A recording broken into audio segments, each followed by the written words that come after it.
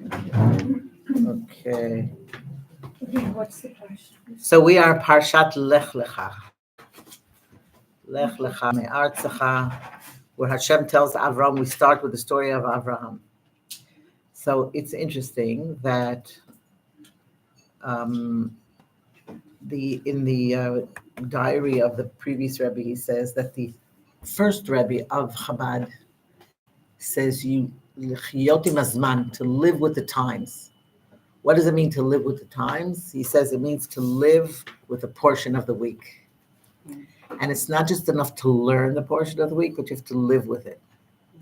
So he tells us that the first portion of the Torah, Bereshis, begins happy and it ends not so happy. The second portion of Noach begins sad. I mean, it's the flood and all that. And then it ends happy because at the end, Abraham was born. And the third Parsha, which is now, that's Rachel. Yeah. Rachel. Hi, How are you? She does a granddad. Surprise, but you don't speak English. This is English, isn't it? She speaks English. She speaks a very good English. Hi, what are you doing here? You're with somebody? You're with Here we started. Come, your seats. Hi, thank you. I brought this in case I wanted to have it. What is it? It's size 10. They're brand new. They're never used. They're perfect. My husband said, "Oh, the religious don't like this. They want money. But this is like money. They're brand new. They're brand new." Sit here. You can sit here on this side. Is that fine, or you want to go the other side? I like both sides. Let me go this side. Okay. And you go this side. Thank you, man. Okay. Nice to see you here. So we're talking about Abraham, right? Parshat Lech Lecha. And we said that... No matter when I get here, I'm late, and I'm so sorry. And I realize you're recording now, so I'm not going to be interrupting like I did last week. I didn't realize that was recorded. Okay. I apologize. It's okay. Everything's fine. So the first Rebbe of Chabad says to live with the times, and he says it's not just enough to learn the parsha, but we have to live with it. So we would try. So he said the first portion of the first parsha of the Torah is Bereshis, where it begins happy, ends not so happy. The second portion, Noach, begins not so happy, ends happy because Avram was born. And the third parsha, we live every day with Abraham. We live every day with Avraham Avinu. It's like it's a happy week. It's a happy week. Every day is a happy week. Can I ask you what a parsha is? Parsha is the portion of the week, okay? And the interesting thing is that these two words, Lech Lecha, why would he say Lecha to you? Because he's giving him a mission. By the way, Abraham is 75 years old when he's given this mission. Till then, a lot of interesting things happen to him, but the Torah doesn't tell us. We learn it from the Medrash, we learn it from the, it's not written in the Torah, the written Torah. So we learn about Abraham from when he's 75 years old, when he gets his mission, Lech Lecha, to go. Just go wherever I tell you. He doesn't even know where yet, right? And the reason it says Lecha, Lech Lecha, is for your benefit. Lech Lecha, go for your benefit. He needed such strong emunah to carry out this mission. And because when a person, you say just go, you don't know where you're going, you really have to have strong belief in Hashem. Many people today say, cup of water? Muna. Oh, Amuna. I thought she was asking for water. She's the one that told me about that. Okay. So a person is always saying, like, why did this happen to me? Why? Lama. The Hebrew would say lama. Why did this happen? In the future, you say, ma yeh, what it'll be. And it's interesting that the word lama has the numerical value of 75. And the words ma yeh has the numerical value of 75. And the word bitachon has the numerical value of 75. And Abraham was 75 when he started his journey. So a person, these words, these two opening words of the portion of Lech Lecha, they're the most powerful words in the whole Torah, because it's the essence of the whole story. You see, the whole portion is called Lech Lecha, and yet so many things happen in the portion, and we know that the name of the portion is the essence of the whole story. So this is Lech Lecha means you should go. It also means go for you. And it also means go within yourself. So first of all, in addition to the command that Hashem tells Avram, gives him instructions. He's telling us, this is instruction for every Jew, that every person has to dig deep within himself to connect to Hashem, to maximize his potential, and to accomplish the impossible. When somebody says, oh, that's impossible, we see that many people accomplish the impossible. Things that we thought were impossible suddenly become possible. So it's interesting. There was a story that I heard from Rabbi Gordon, and he tells a story about his father who came from a shtetl in Eastern Europe. He came at the age 13, and till the age of 18, he learned the language. He lived in Brooklyn, learned how to speak like an American Jew. This was a few years later. I think it was in 1942. The sixth Lubavitcher Rebbe Yitzchak Schneerson, the one who, previous Rebbe, he said, I want you to be an emissary, a shaliach. I want to send you to Newark, New Jersey, and I want you to establish a yeshiva, open up a yeshiva. You be my representative and bring people closer to Yiddishkeit. So he was 21 when the Rebbe said, Lech Lecha, you go. Actually, I could say the same for us. I was also not even 21 when the Rebbe called us and said, Lech Lecha, you go to Israel. Pack your bags. I left my job. I left my family, left everything. We shipped everything over to Israel. And we had no idea, what was in store for us. But this is the mission, that we got the strength, the bitachon from Avraham. Because Avraham is Maaseh Avot Siman Labanim. What our fathers did is not only a lesson for us, but it gives us the strength. He actually gave it to us as a Yerusha. It's inheritance. We inherited this attribute from Abraham, that we can trust in Hashem. The trust that whatever Hashem tells us to do, we go and we do it without knowing. It's like when the man came down from heaven, they were told, don't leave over any. You have to finish it all. And you don't know where your bread is going to come from tomorrow. And yet they had this bitachon, they had this trust in Hashem that it will be. There was a story about some Admor, some Rebbe from, during the wartime, where him and a lot of his Hasidim, they ran away and they were in the forest. And he said to them, come without anything. Don't bring any food. Don't bring anything. And in the forest, suddenly shows up somebody with baskets of food. And he said to them, there was supposed to be a wedding. And the wedding was canceled because of the war. So I didn't want to throw out the food. So here's all the food. And they were eating. They had a big feast. And this Rebbe said to them, don't leave over anything. Eat it all up. The next day, same thing happened. Somebody came with baskets of fruit, and he said there was a wedding that was canceled, and here's all the food. And this Rebbe looks and he says, there's no dessert. Like, why would he care if there's dessert or not? He said, who didn't finish all the food yesterday? And there was this one little boy who said that he left over some dessert. Kampot, he left over some, and he said, because you didn't have enough bitachon in Hashem, you didn't have enough trust that tomorrow Hashem was going to send you the food. That's why we didn't get dessert today. So in other words, the idea is that Hashem gives us in it's not like, it says, we learned in the Tanya where it says that, what does Hashem want of us? Ki im, li yiras Hashem, ki im. The two words ki and im. So if somebody says, okay, I'm going to go and do this, whatever you want me to do, im, which means if I have a good salary, if you give me a car, if you give me an apartment, if you give me all the whatever I need, then I'll think about it.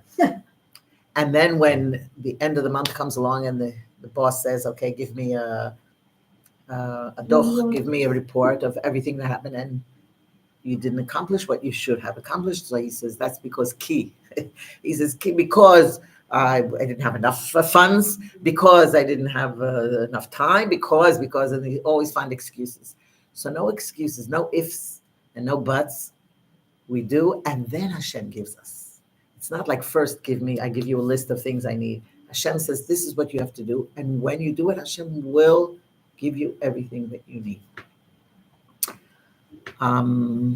Okay, so getting back into the portion, let's take a look at what it says. It says, God spoke to Abraham, go from your land, from your birthplace, and from your father's house to the land which I will show you. So Abraham grew up in Iraq, and he moved with his family to Haran, which is Syria. And Hashem tells him, leave your father's house, and go to wherever I show you. He took his wife, Sarah, with him. Sarai was her name at the time. And he took his nephew, Lot. He had two brothers, Abraham. The Torah tells us Terach was his father, and he had 3 sons, and one was Nahor, one was Haran, and one was Avram. And Haran had a son, Lot, and he had a daughter, Yiscah, which is Sarah, which means that he was also Abraham's brother-in-law, because Abraham married his cousin, married Sarah. So he, though they all went together, and they went towards the land of Canaan. And like I said, he was 75 years old. And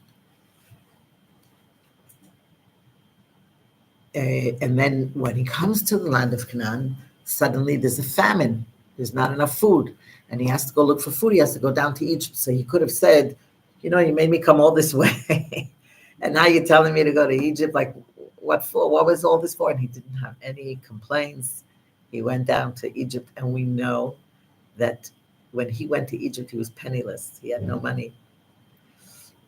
And when he came to Egypt, he said to his wife, Sarah, she was so beautiful. He said to her, say that you're my sister. Because if they think that I'm your husband, they're going to kill me. So when he came through, it's interesting that it just says when he came. So how come him in singular? So we're told that he put his wife in a box or something. He says they shouldn't see her. And he went through the mechas, the taxes, and they said, what do you have? And he, do you have silver? And he says, okay, charge me for silver. Do you have gold? He says, charge me for gold. Do you have silk? Charge me for, and they said, he must have something very precious there if he's willing to pay any price. And so they opened it up, and they found this beautiful woman that said the place lit up, and they said, oh, she's fit for the king. So they told the king Paro that, because he said he was the brother. So if he's the brother, why not? And so she comes, they take her to the king's palace. And of course, I think it's the questions that arise here are, how did Abraham allow his wife to be taken? And he says, he's just worried about himself. He says, listen, if you say that I'm your brother, then they'll give me goods, and I'll gain on it. So you're only worried about yourself. What about her? And so the Rebbe, in one of the speeches, he says that Abraham was such a modest person, and he didn't trust himself. He didn't trust his own merit. Just like Yaakov said, Katonti mikol chasadim, he thought he used up all his merits, So maybe Hashem won't save him. That's how modest he was. But his wife, he knew that she was a very righteous woman, and he knew that Hashem was not going to let anything bad happen to her. So it's true, because what happened to Paro was that he got tzara'at, he got this skin disease. And, he and all the people around him, and they realized that something was wrong. And he found out that Abraham was actually her husband. And he comes to him and he says, why didn't you tell me you were her husband? I never would have taken her. And he says, let me give you, he gave him all kinds of cattle and sheep and whatever. And he went home and he said, just get out of here, leave. Why did he kick him out? He says, because I don't trust any of the other people around here. If I let you go, who knows, these Egyptians, I don't trust them. So better you get out. And so Abraham goes back to Canaan, and he's a rich man.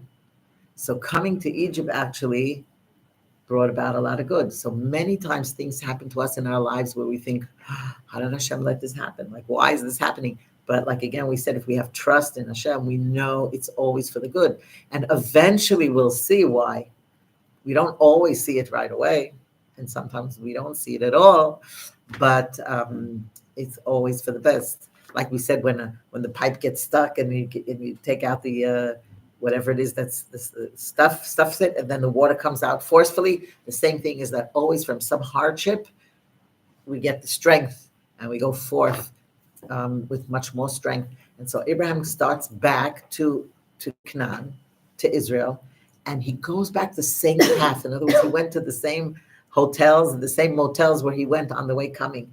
And here the Torah teaches us that a person, even if you become rich, don't be ne'eman, like be truthful to the people who helped you in the beginning. First, when he came, he had no money and they gave it to him for free. So he had to pay back his debt. Now he's got plenty of money. So he went back the same route to pay back all these people for being so nice to him. So now again, this decree of the divine providence, where Hashem tells Avraham, Lech Lecha, to go, and actually it's a call for every single Jew, that a person wanders about in his travels to those places where the sparks, it says there were nitzotzot that Hashem created, and they await redemption. And you never know if it's your mission or not. You are sent to a certain place for a reason. And every person has the sparks that he has to redeem wherever he is. And it could be that when you're sitting in your car and waiting online at the gas station, and you say a Perek Tehillim by heart, or you say words of Torah, you're purifying the air.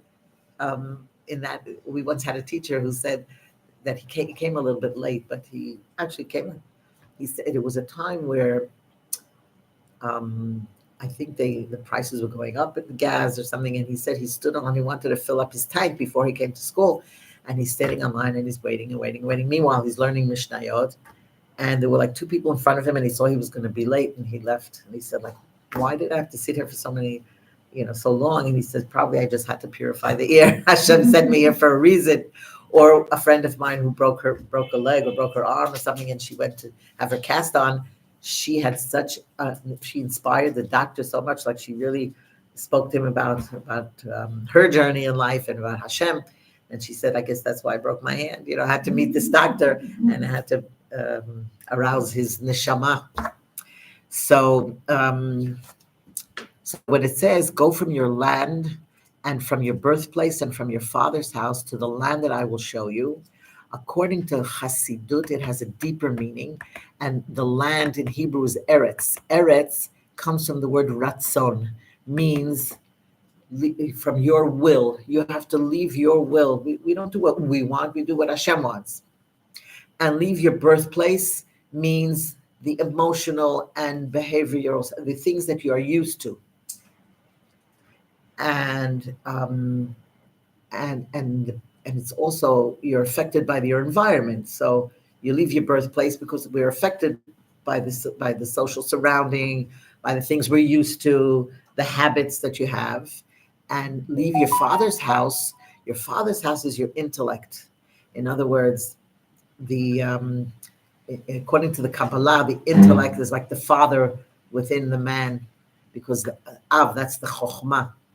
And so it shouldn't rule you.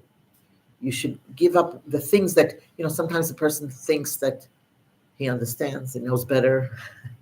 And so put your intellect aside, put your emotions aside, put your will aside, and go do what you have to do. This is what we learn. Al Pi HaChasidut, this is the deeper explanation of these words. So what Avraham used to do, it's interesting that he actually, it says they took the people, asher asu, that they made. What kind of people did they make? And the Torah tells us that he would invite people to his house. He would give them to eat. He would give them to drink. He would show them love and bring them close to Hashem, because he would say, okay, we have to thank Hashem for the food. And they said, who's Hashem? And he said, okay, you don't want to thank Hashem, so then pay. I said, oh, okay, well, thank Hashem. So they said, Birkat Hamazon. And so this is the way he brought them closer to Hashem. And this is to teach us that whoever brings a person under the wings of Hashem, of divine presence, it's considered as if he created him. You formed and you developed him. So these are the people, asher asu, that they made them actually. You sort of created them. You brought them back to Hashem. If we go back to Abraham's life as a child, we see in the Medrash that he was in a generation where everybody was serving idols. And he said, like, all these heavenly bodies, the sun and the moon, well, there's no moving force. Who turns them? They can't move themselves. And everybody was worshiping idols, and he couldn't understand it, and he actually reached this comprehension by himself that there is a God, and there's a God who created everything that is in existence. And this is at the age of 40, it says, that he recognized his creator. And all this is before he was sent, right? And he began to debate with people. We know the story of Or Kasdim, that first of all, he smashed his father's idols. We know that his father was to sell idols, and he left them there one day, and he smashed all the idols, and his father came and said, what did you do? And he said, it wasn't me, he says, what are you talking about? The idols can't do it themselves. He says, so how do you bow down to them if they can't do it? If they can't eat, they can't hear, they can't, and this is who you're. So he was actually thrown in. Nimrod actually threw him into the Kifshan Ha'esh, we're told. He wanted to kill him. And he was saved. He was saved from Kifshan Ha'esh. That's why later on in this portion, we'll see that Lot was taken captive by, Lot and Abraham split ways, because as they were going back, they had so much cattle, and there wasn't enough grazing land. And so Lot's shepherds were stealing from other people's fields. And Abraham said that this doesn't suit me. So the shepherds of Abraham were fighting with the shepherds of Lot. And finally Abraham's, and they say they looked very much alike. So it's not nice, somebody think that Abraham's doing it, because you can mix them up. So Abraham said, listen, let's split ways. You go your way, I'll go my way. If you go to the right, I go to the left. If you go to the left, I go to the right. And so where did Lot choose to go? He chose to go near Sodom and Amorah. And we know that in Sodom and Amorah, the people were really wicked. They were very wicked. Why would he want to go to a place like that? So first of all, he says, you know what? Abraham is like really strict with the laws. And Lot says, let me be free. I'm going to go to a place where I don't have to worry about God. I don't have to worry about, so he's sort of like porek ol, like he's letting go. And when he came to he lived like right near Sodom and Amorah, there were 5 kings who were very powerful, and they actually captured most of the land and all the area of Sodom, and they came all the way up to Canaan, and they took Lot as a captive, and Og Melech Bashan was the big giant. He was the big giant from the Nephilim, the giants that fell from heaven that said, oh, you're giving the Torah to the Jews, give it to us. And Hashem said, okay, let's see how you're going to make out in this world. And they were terrible. And the only one who remained alive, they killed all these giants except for Og Melech Bashan. He was saved from the ark. We said he held on to the ark. He was later on he becomes the king of Bashan. So he was saved. And he comes to tell Abraham, Lot's in captivity, So he thought Abraham, when he came and he saw him eating matzah, which means, he believes in God, he's strict.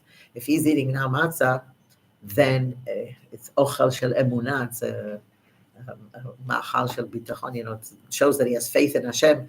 So he says he's certainly going to go help Lot, and then he'll get killed over there, because there's no way that the 5 kings and the 4 kings, it's not that the good against the bad, it was the bad against the bad, they were all bad.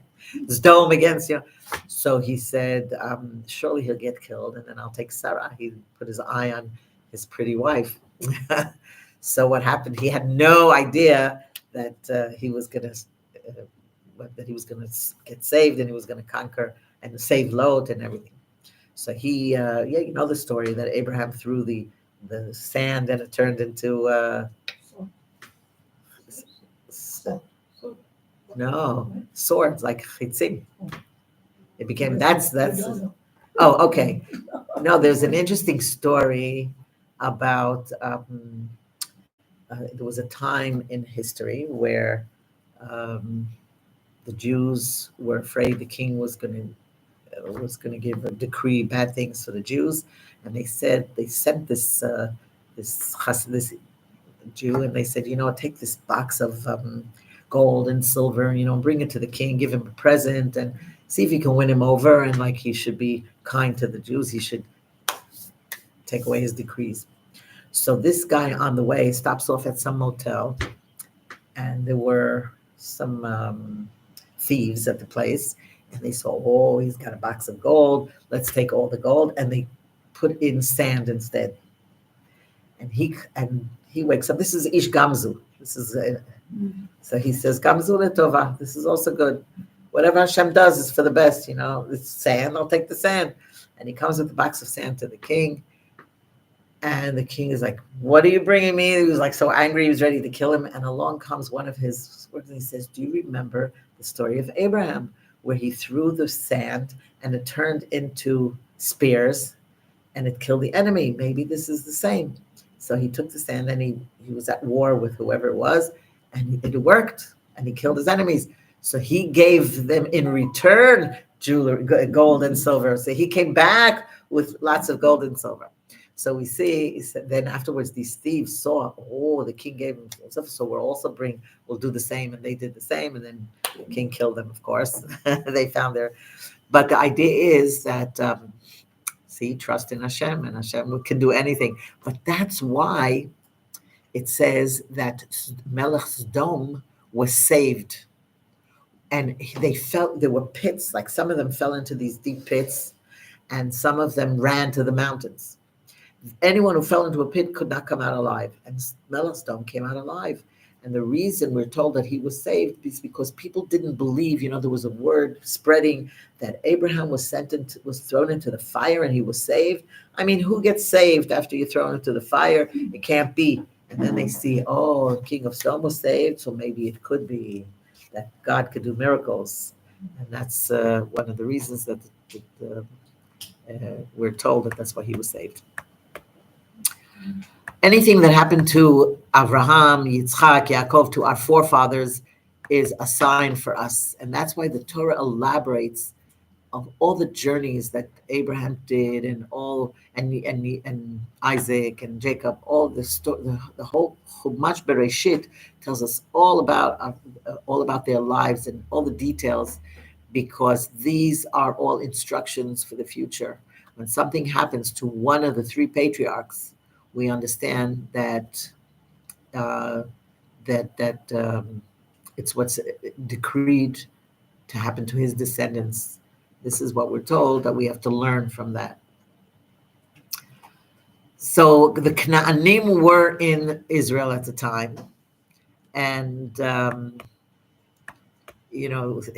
Lot said, when they asked him, how come he's stealing their land?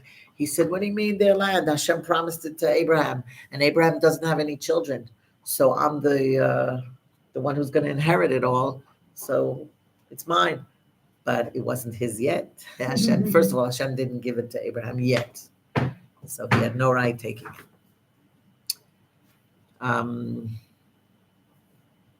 But of course, we have the Haftacha, the promise that Hashem will give it to the Jews.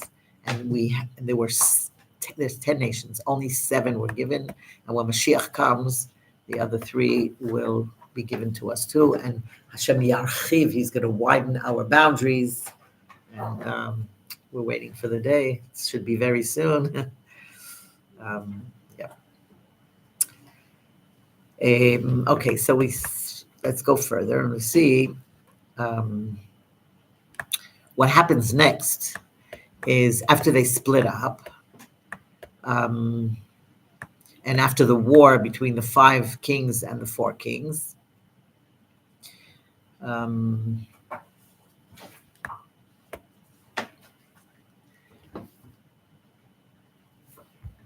so he's greeted by Malki Tzedek.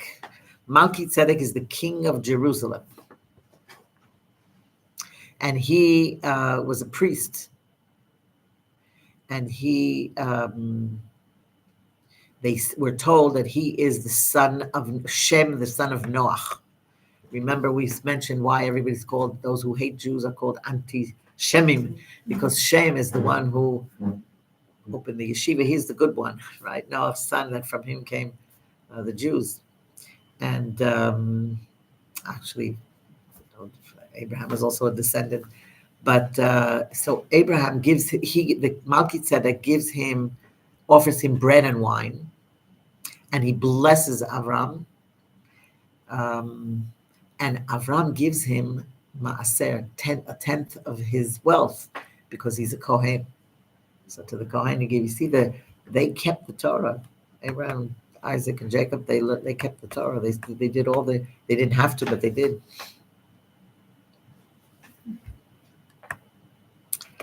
Okay, so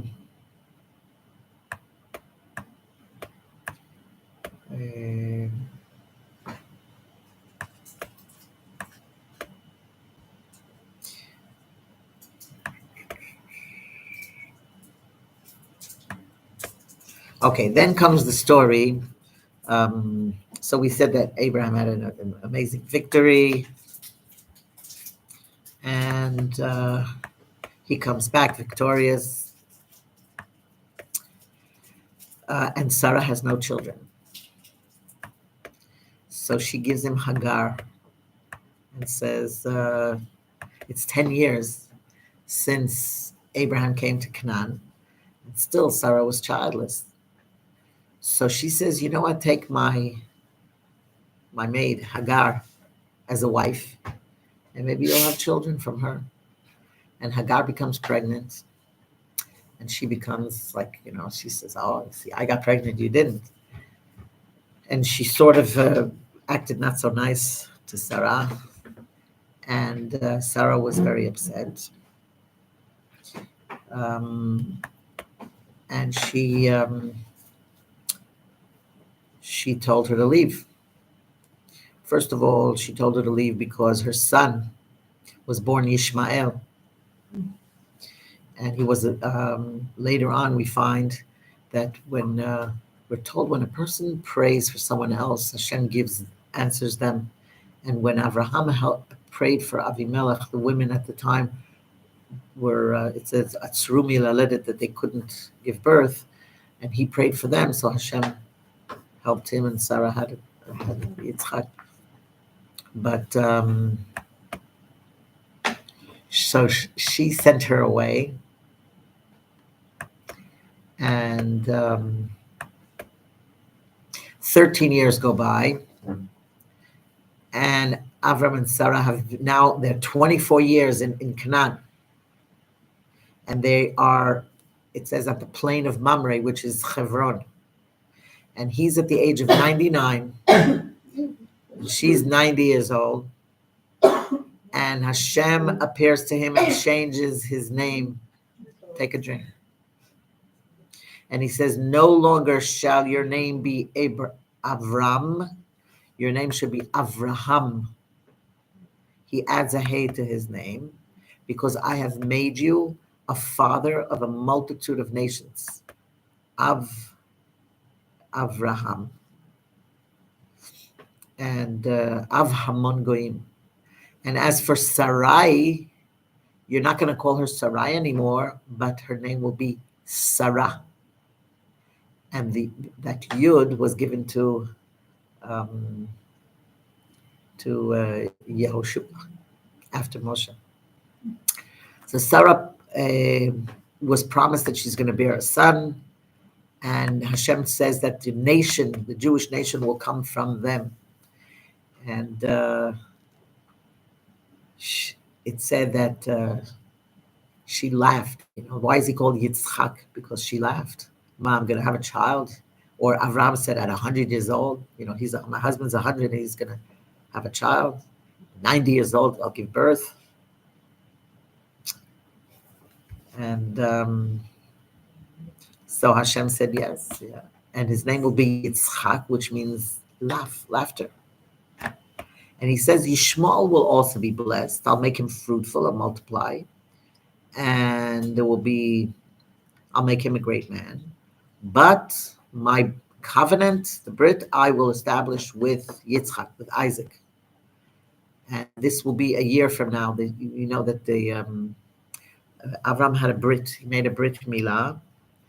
And he waited for Hashem to give him the tzivui, the command to do a Brit, because he's actually, that there's, it says there's a difference if you're doing the mitzvah because Hashem commanded you or if not. Also at the time, to cut you to do what he did, you would need a tzivui of Hashem to overcome what people in general was there were Sheva mitzvot b'nei Noach at the time. So he was the third day after he had his, but that's going to be the next week when he sits out, and it was hot, and he sat out in the sun because it was the third day of his birth. But anyway, let me just go back to what we were talking about before.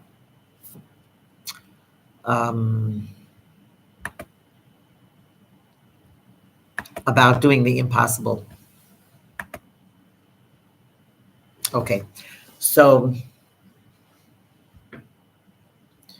yeah,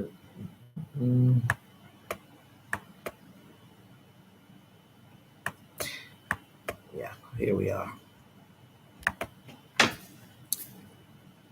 Okay, so now the interesting thing here is that I mentioned that this week's portion is a happy portion. And yet we find that there are so many things in this portion that are not so happy, because we have the war, and we have the splitting up between Lot and Abraham. And how could he say that this portion is such a happy portion? So I read something interesting that somebody mentions. I didn't see it in any, I think I liked what he said, and so I'm going to share it with you. And he says like this, that the reason we are happy with Abraham this week is not because of what happens to him, but it's because we're living with him every day of the week. He says that he is the first one who gave up his life with mesirat nefesh, with self-sacrifice, to spread the name of God in the world. This is what makes us happy, that we are spending the week with Avraham. And he says that even though there are things that happen in this portion that might not seem so positive, but he says that when you live with Avraham, when you live with Abraham, and you focus on spreading God, then you are not influenced by what happens around you. And he says it in other words, everybody has their ups and everybody has their downs in their personal life. But when a person is focused on himself, so he'll be happy with the things when he's up, and he'll be sad when the things go down. Like, his mood will change. When things are good, he's happy. When things are bad, he's upset.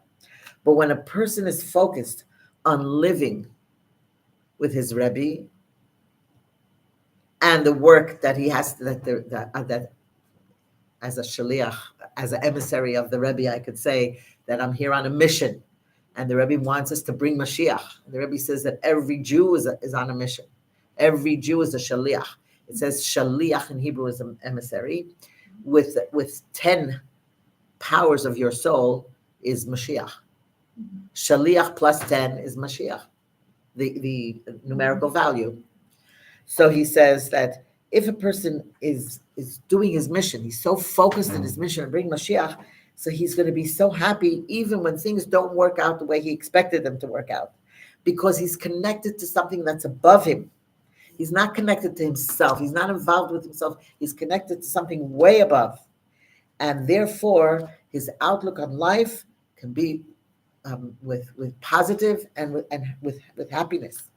And he says this is an idea that a person has to lafnim, to take in. It should become part of him in a deep sense. Because if you're not totally connected, then you're not then you cannot totally be happy. Because you're stuck, with all kinds of changes. Look what's going on around us.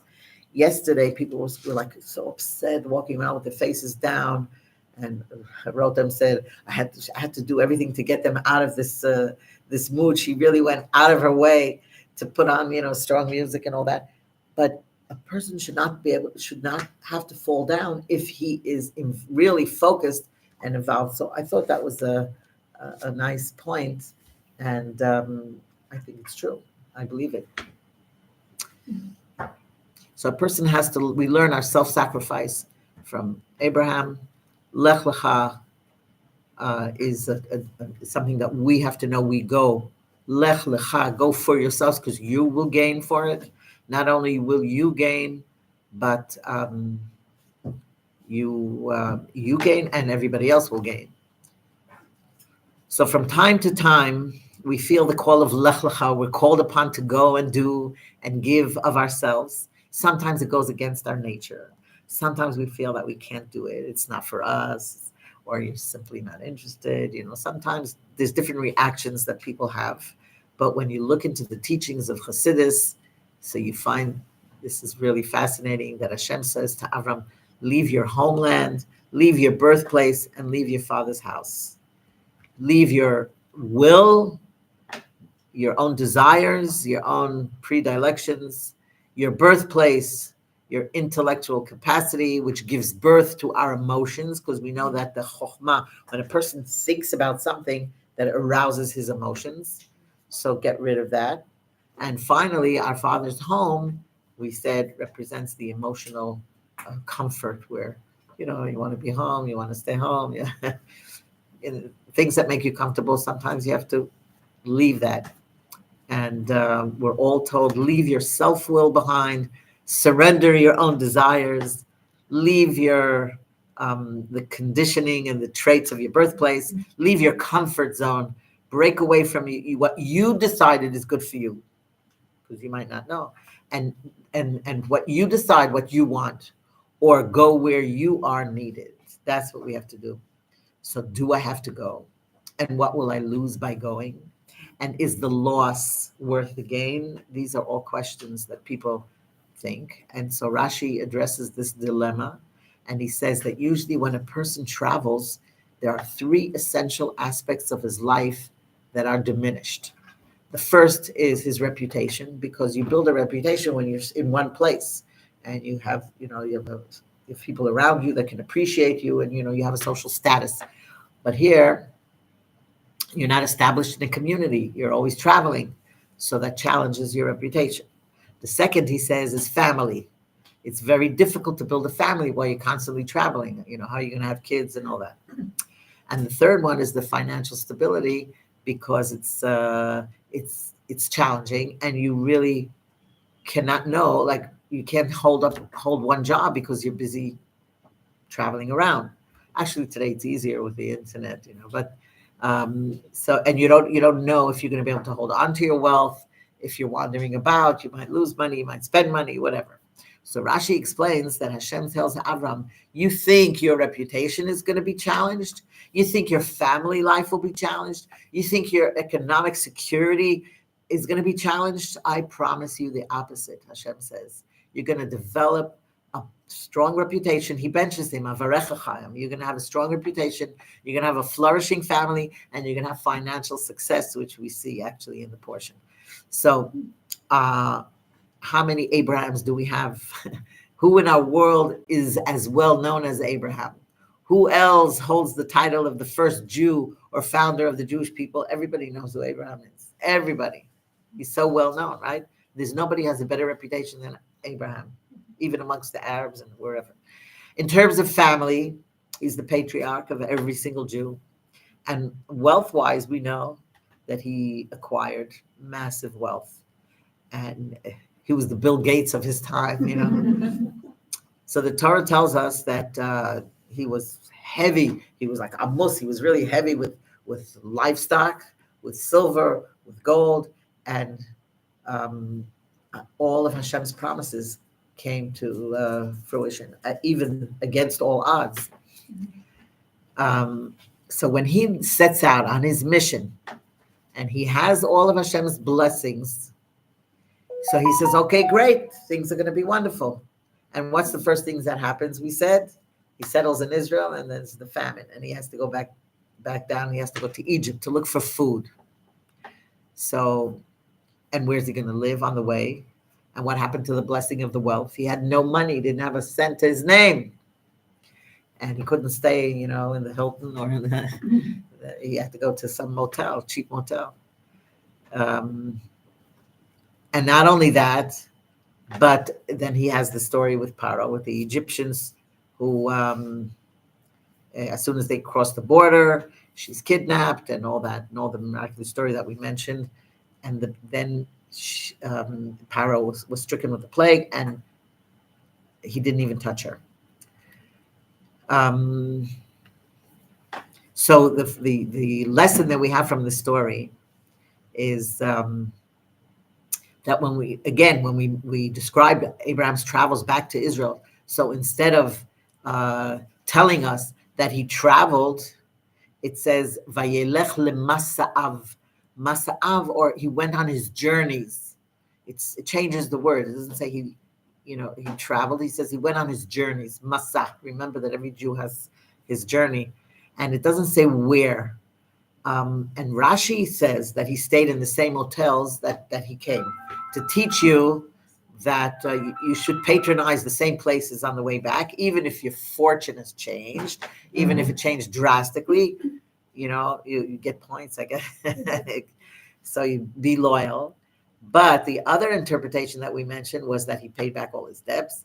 And the story that we read in the Torah is something that Torah comes from the word hora'ah. It has to be a lesson for us today. We are given promises and we are given blessings and we should do the right thing. But when the going gets tough and you run into bumps in the road and it just doesn't seem to make sense. So people say, what happened? And Ma'yeh, and why is Abraham suffering? And why is Sarah suffering? Why don't they have enough money? Why can't they stay, in a 5-star hotel? And they're shlichim from the Rebbe sent them as emissaries. Why don't they have everything they need? And sometimes it takes a little more time. He had a very rough time, Abraham, on his way to Egypt. But on the way back, we see he repaid all his debts. And the debts of the people talking, because there was a lot of murmuring. There was a lot of, Lashon Hara. And they were saying, this is Abraham, this is what's going on. And now they said, this is Abraham. Oh, wow. Now we see the blessings. It all came to full circle. So this is, it's interesting that a story that I heard, that this was in the times in the 1940s, when the previous Rebbe came to America. So it was very rare to see a Jew with a beard. And there was this guy had a nice big beard. And when they introduced him, they were trying to find him a shidduch, So they said, this one girl says, well, a rabbi came instead of my date. It's a rabbi. Like, people weren't used to seeing these guys with the beard. It made them. So anyway, before he got married to this very special woman, her father said, what the people said to this guy's father, you're letting your beautiful young daughter marry this guy? I mean, what's it going to be? If you're lucky, you'll be a milkman in Williamsburg, like, what's going to come of him? And he says it took many years, but they built a beautiful family, and they had children, they had grandchildren. He became a very respected rabbi and a chaplain in 2 hospitals. And he affected the lives of many, many people in his community. And even though there was like, why is all this, what is this? The skepticism that was in the beginning, at the end, everybody saw that God's blessings, that God grants his blessing. And sometimes it takes a while. But on the way back, we say we can repay all the debts of all the gossip that goes on around us. And we say that long-term investments lead to long-term blessings. In Hebrew, they say things that come the hard way stay. Things that come easy, they go easy. Easy come, easy go. Easy come, easy go. And so that's the Lech Lecha, that Hashem speaks to every one of us and tells us, go beyond ourselves.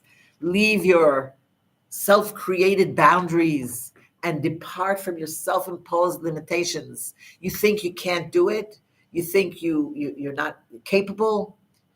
And but you're a descendant of Abraham, of Isaac, of Jacob, and you're a descendant of Sarah, Rivka, Rachel, and Leah, the imahot, the mothers, and you're an extension of Hashem, and you have the ability to achieve anything you set out to do. So as a Jew and as a shaliach, an emissary of Hashem, you can accomplish the impossible. How? Lech Lecha. Lech Lecha meaning dig deep into yourself, and you'll find the essence of your soul, and you will recognize that you can do anything that you set your heart and your mind to. And this is what the previous Rebbe did. He sent out thousands of young men and women all over the world to be his emissaries. Look what came of it. And he sent them to the middle of nowhere, to the strangest places in the world, to the Congo, to the Vietnam, I have a niece in Vietnam, and in anywhere in the world. And the most unfamiliar, challenging environments, and they accomplished the impossible. It's like they went without language. I mean, when I came, I also didn't know Hebrew, but basically, maybe more because we learned the Chumash in Hebrew. But people go to places where in China, and they learn Chinese. So there was somebody came to America from Russia. Remember, there was a time of communist Russia. And they came to America, and this guy's youngest daughter this was in the late 60s. She was about to get married, and her husband had yechidut at the Rebbe, went in to see the Rebbe. And so they said, what should we do after we get married? And the Rebbe said, you should sit for the first year. He said, sit in a kollel. You should learn. Before you go out to shlichut, he always was, wanted them to sit for a year and learn. And then he said, how am I going to support my family while I'm sitting and learning? And the Rebbe said, your father-in-law will support you. So he said, my father-in-law didn't have 2 pennies to rub together. He didn't have any money. He says, how's he going to support us? He can't make ends meet for himself. How's he going to support me? And so what did the Rebbe say? He said, it's impossible. He told the Rebbe, it's impossible. And the Rebbe said, ever since I've known your father-in-law, he's done the impossible. He came from the communist Russia. He got out. So this is the message from Hashem to you, to me, to each and every one of us. It's a new world. It's a world where the Jewish people can accomplish the impossible. And if you don't think you can, dig a little deeper. Go within yourself, find those energies and bring them out and connect. Harness yourself to the mission that for the purpose we were put in the world.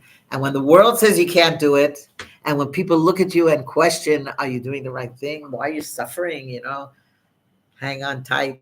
The Rebbe tells us eventually everything will fall into place, and the world will look on in admiration, and they will acknowledge that Hashem's blessings really do come true, and we'll all merit to see these blessings in every aspect of our lives in the most abundant and revealed way very, very soon.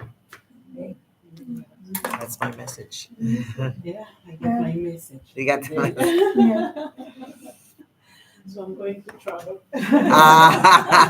That's right. Yeah. You know, it could be right here. It doesn't have to be so Yeah, far I away. really get my message today.